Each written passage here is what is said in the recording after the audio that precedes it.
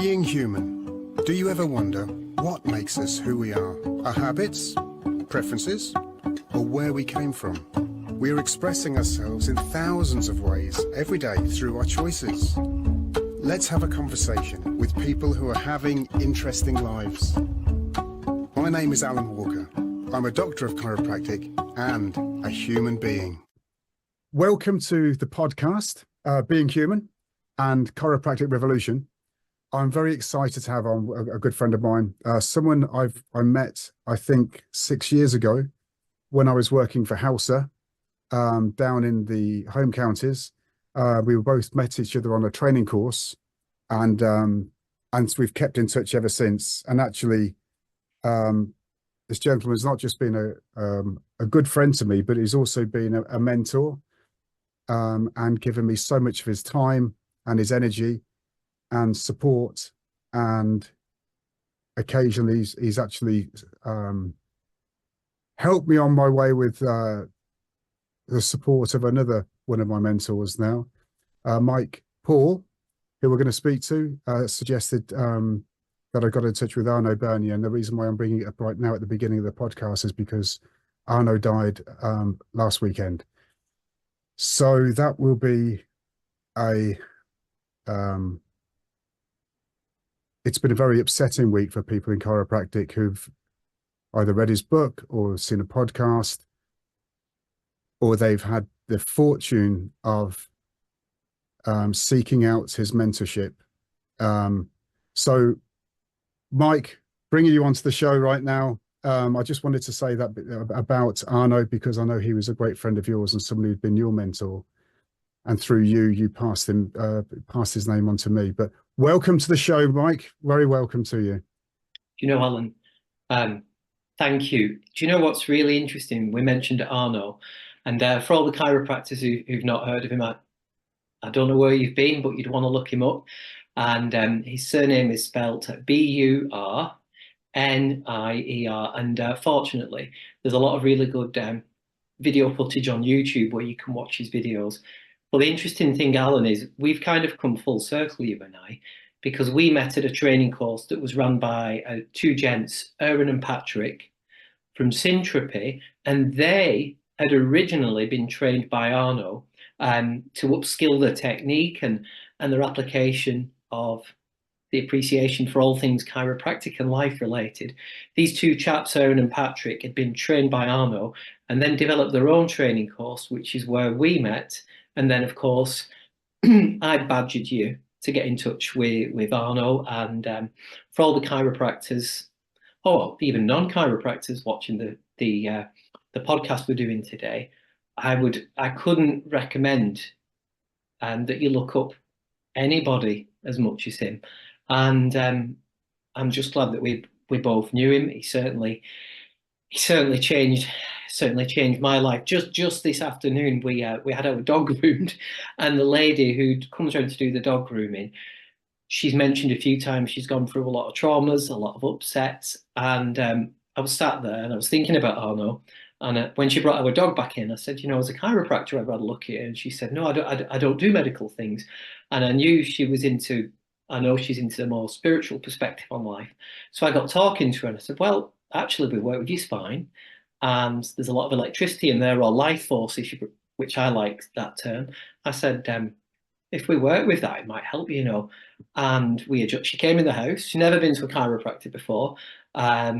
We adjusted her, or I adjusted her, and she nearly burst into tears with happiness, I might add.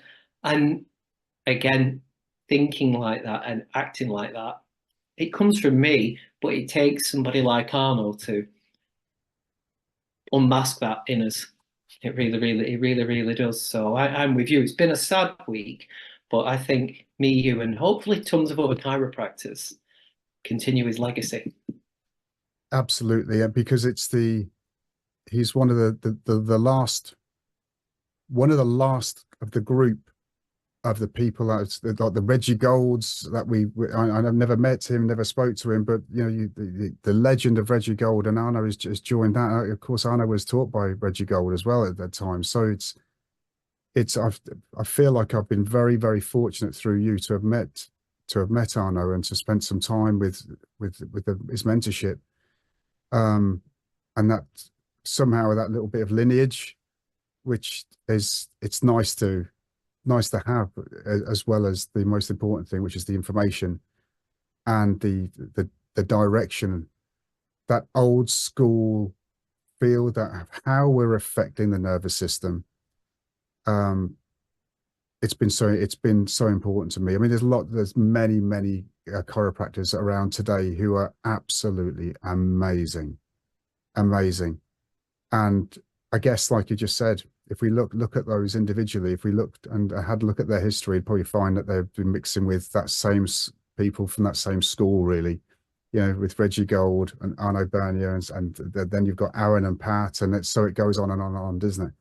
They're really interesting. Look, can we, if we like to start the way I normally would start with a podcast, which is just ask a couple of questions from yourself, really, because I know you very well, and you're a lovely guy, and I think it'd be good for people to know a little bit about yourself. So one of the first things I'd like to ask you is what your earliest happy memory is. I was glad you asked me this before the show. So I was thinking about it long and hard. Let me think. 9 years ago, my now wife, we'd gone out for a meal. We're in a cocktail bar, and she turned around to me and said, "I'd really like to have your children." And I would say that, and when our daughter was born 6 years ago, they're the happiest memories. And do you know, it made me think. I think you were saying more childhood memory, and I thought, no birthday, no trip to the cinema, not watching ET when you're 5 years old. Nothing tops that. No, that was a good one. Where were you born and bred, if you like? Where are you from? I was born in the cosmopolitan heart of England, which is also known as the United States of Wigan, which is it's a small. It was a mining town originally, and I was born there, and I grew up mostly there. Relocated to South Wales for 5 years for university. Tried to become a southerner for a while. Went to Essex, and thought, no, I can't. And I got extradited back to Wigan, and I've never looked back. I live in Chester now, but I've practiced over in Wigan for 21 years straight now.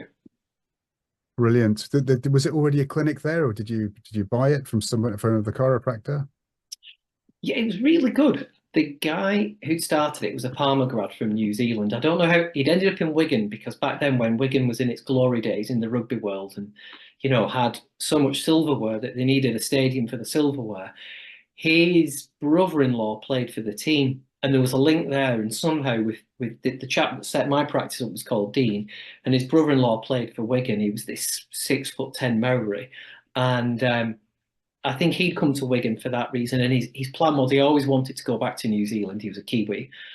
And so I started working for him it was right at the end of 2003 going into 4. And almost from day one, the deal was, look, I want to go back home to New Zealand. So it was quite a natural transition. I took over from there. We've been in the same building ever since. We still get to look after some of the people who were there before I started 21 years ago. We still get quite a few of them coming in. So it's got there's a nice build-up of a good energy there that's been there for, like you say, about 33, 34 years, something like that. Yeah, well-known place. Well, I've actually been to your clinic, and several times, and it is a very beautiful place. It's probably one of the prettiest clinics I've been to. Pretty is probably not the right word, really. Opulent, I think, would be the right word for it. It's when people are going there, they most certainly feel that they are guests, and they're going to be looked after correctly for the time and the energy that they put in to get in there, without a doubt. And the very busy clinic as well. Certainly one of the busiest clinics I've ever been to. Where did you train? I trained in South Wales. It was called the Welsh Institute of Chiropractic back then. I'm not sure what it's called now. I think it's the University of South Wales now. I'm not sure. So this is what we know now as WEOC. I think it could still be known as the WEOC. Yep. Brilliant. Okay. And then where did you work? What was your first place that you worked as a chiropractor? Well, I was going to work at the place that I'm at now in Wigan, and there was a gentleman offering a job in Essex, and things looked at it, it looked like a great position, and it was just it was essentially a false start. Had I got there, and I thought this is not the right place for me. And a lot of the patients were they were all lovely, to be fair. And I did what about 3 or 4 months there, and then I just again I thought this is not right for me. Spoke to the gent dean, the Kiwi I was just mentioning, and he said, "Well, let's give it a go again. Come on up." So I put everything in a transit van, and like I said, moved back to the homeland and never looked back. Yeah, the people there are good, homely people as well, aren't they? You know, I've met the people that come into your clinic, and they're always good fun, and they like a bit of a chin wag and a laugh. Yeah, they're great to. Yeah, it's true. It is very friendly up north. There's no two ways about it. Yeah. Some of the clinics I've worked in the home counties, you know, sometimes you'd be lucky if there's anyone who'll actually have a conversation at all. They'll just sit and they'll wait. They're very happy, but they're not looking for a laugh. They're looking to go in, get adjusted, go and carry on with their life. Whereas in Wigan, they'll have a chat, they'll have a talk. They'll sometimes see people they know, and it's got a really lively, energetic spirit to the place. I thoroughly enjoyed going up there. Mike, can I ask you another question, which is probably lead on to many, many other questions that we'll do while we're speaking today. What does chiropractic mean to you? Why did you get involved in the first place? What was it what was your light bulb moment? Well, in 1999, I was at the University of Cardiff, and I was doing a kind of university foundation year, and the deal was I was going to study genetics because I'd always been interested um, in anything healthcare related, but the penny had not dropped at this point. And I'd looked at genetics because it sounds really boring looking back, but it was a subject that really interested me. And so I was doing this foundation year, and then I realised that there were people doing the foundation year who maybe had a degree already or who had A levels that weren't science based and were doing the same foundation year and using it as a stepping stone to medicine. And it all clicked because just ever since I've been little, you put me in a GP surgery, I'll read every leaflet. You put me in a library, I'll read the books on health. And I went to see the dean of the medical school, and I'm not exaggerating, on some of the exams and some of the modules, there was probably 150 people, and I just studied 70, 80, 90 hours a week, and I had some of the highest grades. I was up there in maybe the top 10%. But unfortunately, the deal was, unless you'd always wanted to do medicine and your parents had come from that background, it was very difficult to get in. So my mum, my brother, and the same local chiropractor that I went working for said, "Why don't you look at chiropractic?" So I went to shadow somebody. I'll be honest, I didn't think a lot of it. As in, I thought a lot of what was going on, but I didn't think a lot about what is this? Can I do it? What does it mean? I just thought this is a way to work in healthcare this looks good. So I applied and I got a very warm reception when I went to the Welsh Institute of Chiropractic with Professor King, who ran it back then. And she basically said, right, keep going the way you're going at Cardiff and we'll give you a place. So that was it. And I got started, it would have been in 1999, I got started down there. And I guess this probably takes us on to the main part of the conversation, which is when I studied the course, I did 4 years, and it was extremely exacting. And I had friends who were doing a medical degree over in Cardiff, and I very much got the impression that caliber of what we were studying as chiropractors was pretty similar. Some areas more in depth, like our anatomy, how the body ticks over.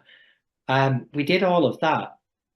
But when I graduated after all of these years of study, my take was it was very unclear, and it ran something along the lines of, well, if we meet people who've got simple back pain, we're going to work with them a few times.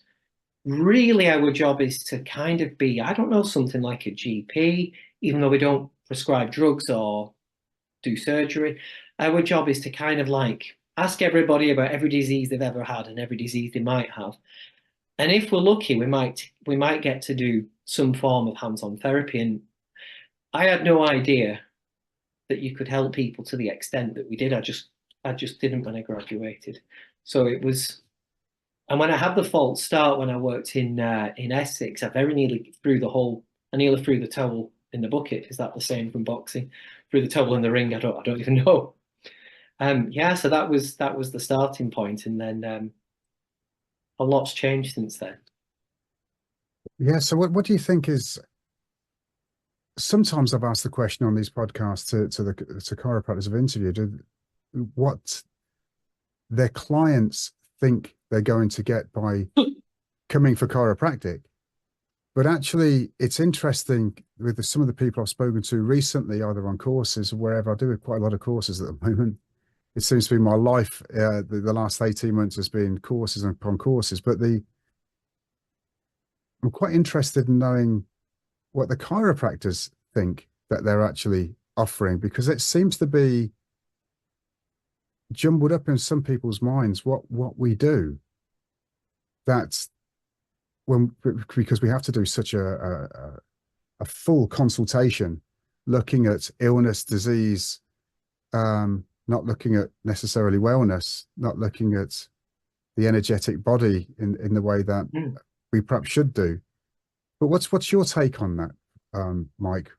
What do you think? What do you think chiropractors these as a percentage? Is it 50% of chiropractors are going in looking at disease and how we might be able to help it, and the other 50% are looking at how we can help the being in front of us, how we can help the nervous system work at a much higher level, where their body will do the repairs itself.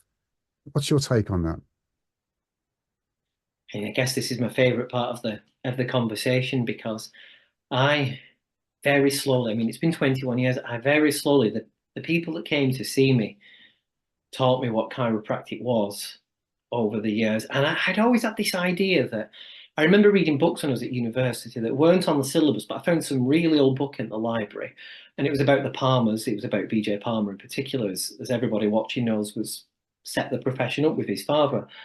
And I read stories about people not needing wheelchairs anymore, and the blind seeing, and the crippled walking. And like, even now, you feel like ET, you can feel your chest lift, and you think, that's worth going to university for 10 years for. That's worth not earning an income for 5 or 10 years for. This sounds really good. When are we going to do the bit where we learn how to help people get out of wheelchairs?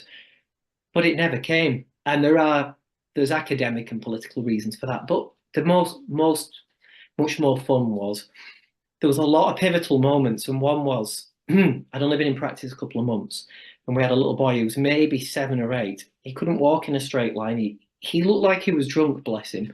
And he'd bend down to try and fasten his shoelaces and fall over. He was really all over the place.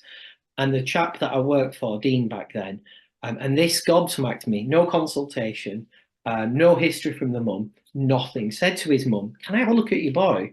And his mum had been coming for a long time, Daniel, this little boy was. And she said, yeah. And I didn't even know what an atlas adjustment really was back then. And my friend got hold of him. I reckon he spent 2 minutes, not even that, did this. I heard an almighty crack go from his neck. And the next thing you know, this little boy stood up and walked in an almost perfect straight line. And Dean turned round to me and goes, yeah, I bet they didn't teach you that at university, did they? And I'm thinking, no, they didn't. But what just happened? And then over the years, it's so good, because there's a lot of patients that are pivotal. But I have a little girl that she came in and she was about 6. This was years ago. And we nicknamed her Jenny to keep it confidential. And this little girl, and I know you've got a daughter. I think you've got 2, haven't you, Arno? Yeah. I've got a daughter. So we can both imagine, if you see a little girl, she was about 3 or 4 at the time, actually, and she just sits slumped in the reception area like this. She didn't want to walk. Her mum had to pick her up a lot. She could walk, but she just didn't want to. She didn't move. She looked very sad, and she couldn't speak. I mean, she would mumble, and you could just about discern an odd word. So her mum wasn't shy, and her mum said, do you think, because she'd been coming to us for years before I started, she said, do you think this chiropractic thing could help her? And I just said, yes. I don't know where. I said, well, we'll try. I can't even remember what I said, to be fair. And we worked with her. And over the months, this little girl went from what I just described to coming in the practice, dressed up as Darth Vader, pulling out a plastic lightsaber and having a duel with me in the adjusting room. I picked up an old walking stick that somebody else left behind. And then she came in a week later dressed up as a pirate and said, "Ahar, Mike, I'm going to kill you." And Mum told her off.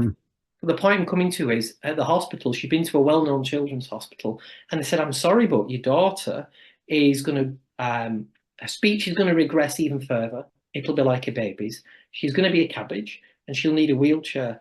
I saw her last a year or two ago. She's at school. She does dance lessons. I'd say her speech is pretty good, probably 80% as good as mine, even allowing for the northern dialect. She's flourishing. And we've had, I mean, there's so many, but we had a lady once who had fairly typical back pain. You know, it didn't look that bad to me. Very well to do, very well spoken, held down, very respectful, lovely woman. She turned around after a few weeks and said, "I'm glad I came here." I said, "Oh, yeah, you know, you're doing better, are you, with your back?" She said, "Well, I'll be honest with you." She said, "I was researching on Google how to kill," just making sure my daughter doesn't overhear me, "how to kill myself and make it look like an accident so my family would never know." And she said, "Now," she says, I don't even think about that anymore." And I'm thinking, hang on, hang on, hang on, hang on.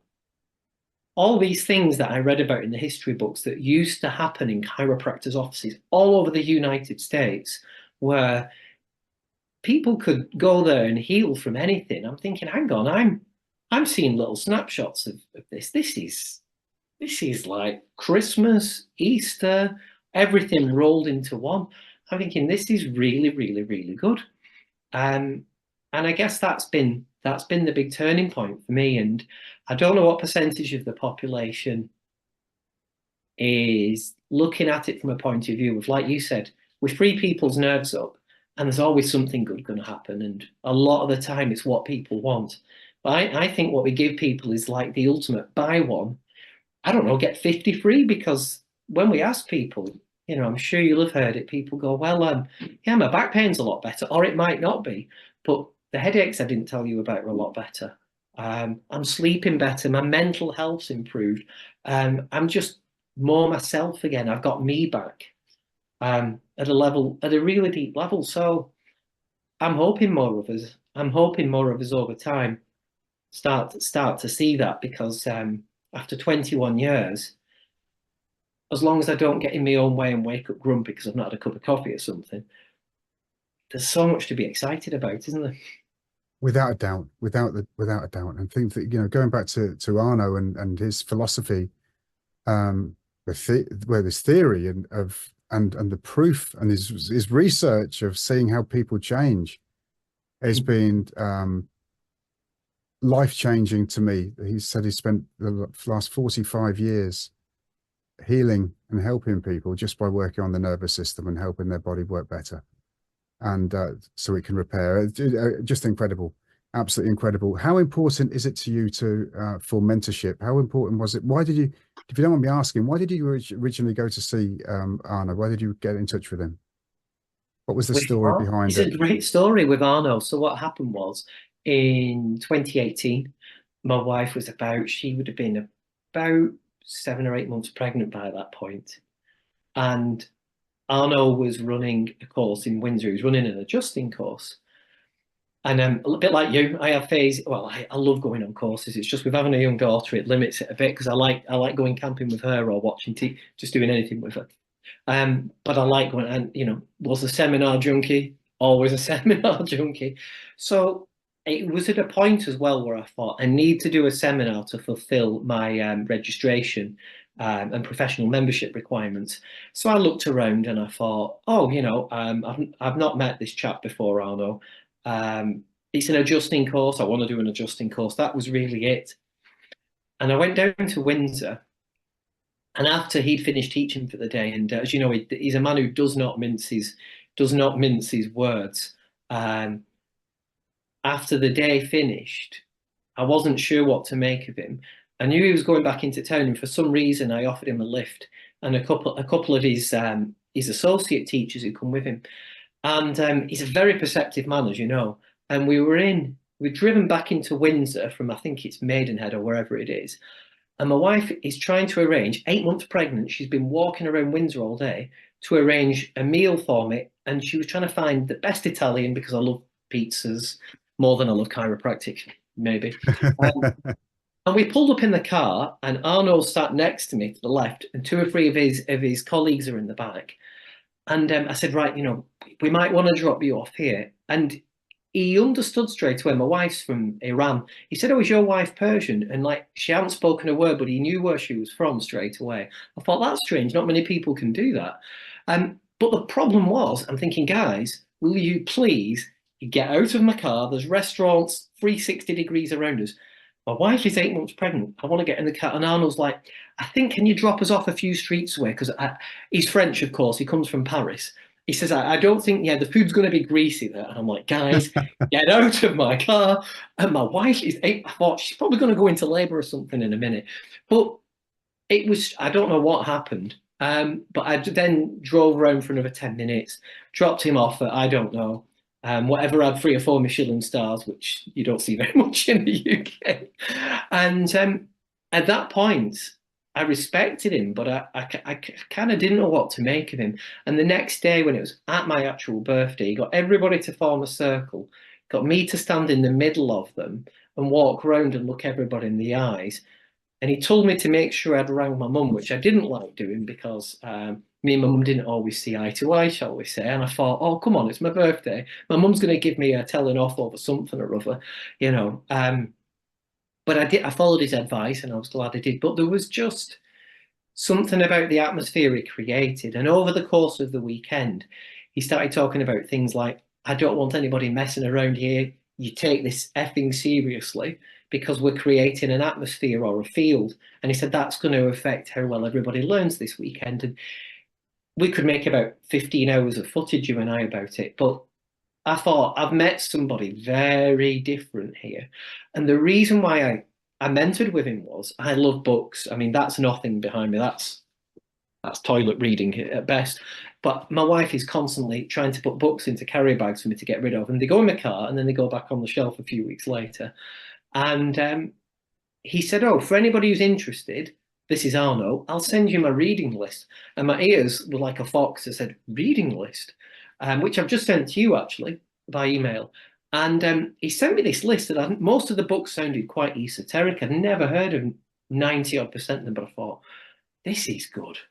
This is good. So I ordered one of the books, and I thought, I can see why he's saying so many of the things that he's saying. And I thought, he's looking at all the things that we'd consider to be fluffy and woo-woo, like just what we project towards people. And we both know, don't we, if you are interested in somebody, if you can care about them, and ideally if you can love them, you can't force any of those.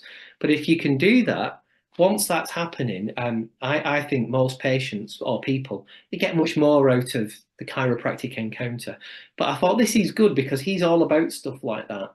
He's all about giving people an adjustment with, you know, the level of focus of a professional golfer or violinist. But also he looks at all this fluffy stuff, but he makes it concrete. I got adjusted by him at the weekend. I felt like I'd stepped out of my body. My wife did, and I'm so proud of this because obviously she's pregnant at the time. And I'm thinking, indirectly, my daughter had an adjustment from him. She puts her hands on you. She's got the best hands. I mean, they're better than Arnold's. I'm not kidding. And I'm thinking, this is really good. But it was a combination of all those things, and it took time. And then I just got in touch with him, and I thought, I really need to learn from this chap. And I did a handful of calls with him, and I have to say, even now, there are things he said to me years ago that I'll be thinking about something else, and I'll think, oh, I think I get what he meant. But yeah, he's just a very deep person, but makes everything very real at the same time. And when I started coaching with him, the first words out of his mouth were, he said, listen, I'm not going to say what he said. He'd weighed me up to a T. He described my character and my inner thoughts. Took him about 3 minutes. I'm like, who does he know that I think like that? And he said, I'm going to tell you now, if there's any bull with mine and your relationship, if you fib to me about the results you see in practice, the people that you see, he said, the coaching relationship is over. Okay, I wasn't gonna try and trick you, but I thought I'm glad I know where I stand. Um, and yeah, it's just a lot of it's intangible, isn't it, with somebody like Arno? Yeah. A lot of it's I've intangible. I've been making my way through the Cafe of Life book that he wrote for the second time. And I was in Ukraine last week where I was doing my humanitarian thing with some great team members, Ukrainians doing the translating and that sort of thing, and seeing quite a lot of people out there. I mean, it's my fifth time being across, and that was wonderful. It was great, Wow. but the its energy's sapping when you do that sort of work. You know yourself, and the thing that kept me going was that book. Reading through the chapters again, and the it's especially the beginning, probably the first four chapters are heartbreaking. Yeah, they are. Um, yeah, but it's in you're reading through all of this heartbreak that's happened into someone's like what they call us the wounded healers, and I related to so much of it. And but it was easier to read knowing what that man had become, where he'd come from, what he'd achieved, um, and I can sort of I can believe that his life was mapped out for him because of where he came from, the chances he took, the people that he came into contact with. There were so many things that could have gone wrong, and they often do with people, but not with Arno. And being a world leader in what I call the best profession in the world. It's the best vocation of all the vocations. This is the one where we can really help people. So for me, it's that book is just awesome. I think anyone who wants to read the full life of a modern day chiropractor, I think that is definitely one that they should read. And the philosophy that runs right the way through that book is amazing. I'm learning I'm going to read it a third time. I think I'm going to have to read it a third time, if not a fourth time. Yeah, yeah. I picked it up earlier on um today, and I'll just show you. Is it okay to show you something on my phone briefly? Yeah, absolutely. It's fine. So, um, like I said, my daughter's never met him in person, and she likes drawing a lot. And obviously, I've not got the book to hand, it's downstairs. But around the time the book was coming out, she gave me a picture that she drew. I don't know if you can see that. You can Yeah, maybe see a little bit. yeah, And if you kind of look, she's drawn a person smiling and then all those swirls around.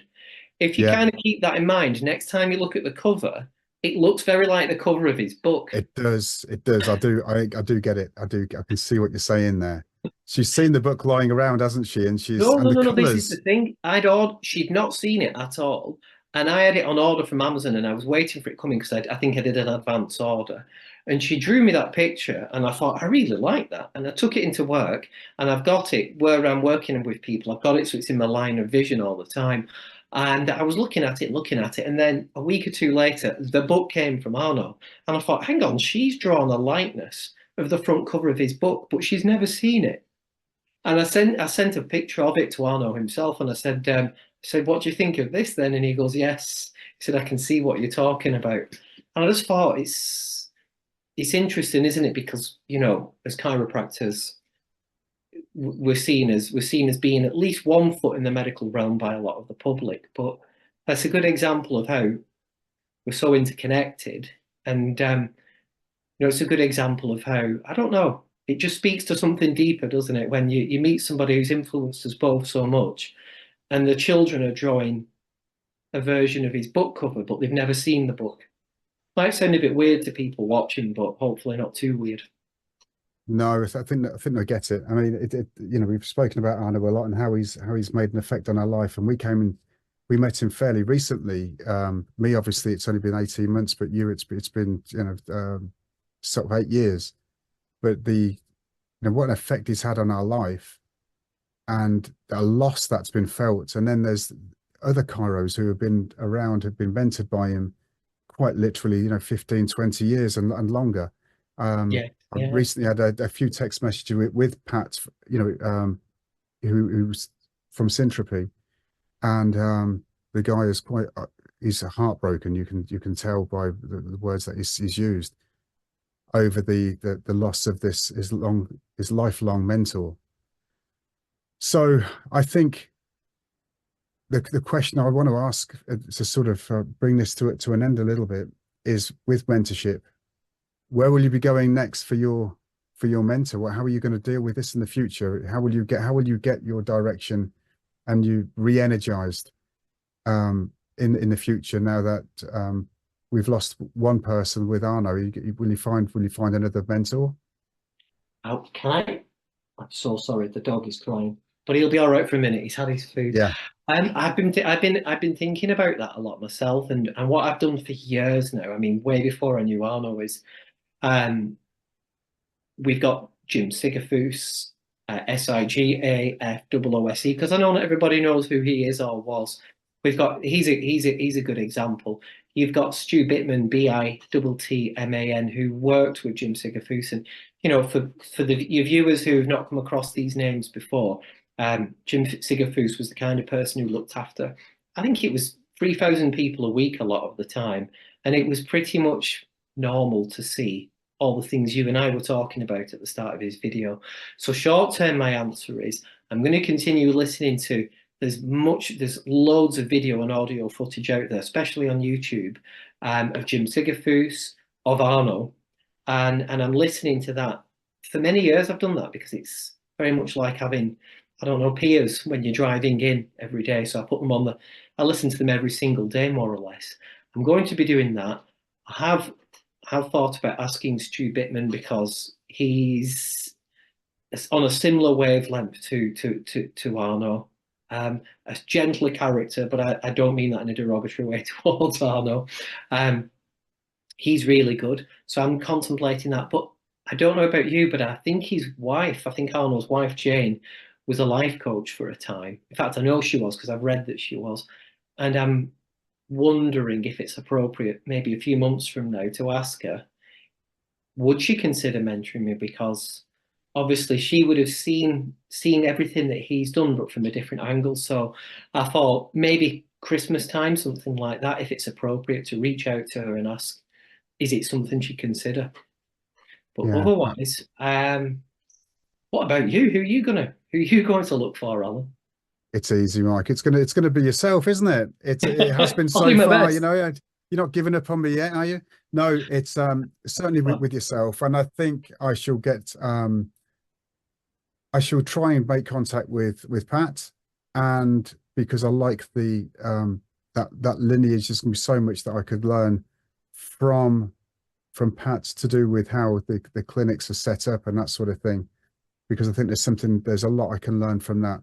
But also, I mean, I'm also a member with Tim Young's group, and that's that stuff that from Tim Young is just absolutely awesome. But I can't get enough information at the moment. There's just so much to learn and so many people to learn from. I want to thank you for coming on this podcast, and I know we've spoken a lot about the Cafe of Life and Arno and the people that have been around him, and it's a bit of an unusual podcast, really, but I think it's for me, I think it's going to be quite informative for anyone who's watching this one, as it's been a little bit different. But I want to thank you so much, Dr. Mike Paull, for coming on, and I was hoping that we might be able to do this again, perhaps in 4 weeks' time. Love to. I'd love to. Yeah, brilliant. Any ideas what you would like to talk about? Well, maybe it'll flow naturally now that we've talked about what can happen in a chiropractic setting for people. Maybe it'd be good to look a little bit at how that happens and why it happens. Well, that's a brilliant idea. May I say one last thing, Alan? And it's fine if we're out of time. Absolutely. Just came to me. Something that's helping me tremendously is I recently had a cancerous bowel tumor removed, and so many good things. My wife, at the end of the day, saved my life, because, believe it or not, as a healthcare professional, I was ignoring it. Long story short. And she kept encouraging me to go and get it checked out. I've had a very successful surgery. And what I've realized over this last week is I've been given a second life. And when I've seen patients just walking along the street, I've just realized how valuable and precious, and there's not words for everybody's life watching this. And I'm thinking, I've been given a second life. I'm going to absolutely go for it. But I would say to anybody watching, if you can, don't wait for anything like that. Live your life right now if you can. Whatever it is that you do, whoever it is that you love, live your life full out. That's what I'd like to say. Mike, blessings. Thank you for coming on. Thanks, And it's been a pleasure. Anyone who's enjoyed this podcast, please subscribe, like, and share to other chiropractors, but also to any of the healing professions that you think would get some bites of information from the chiropractors that actually come on the show. So again, Mike, thank you so much. Blessings.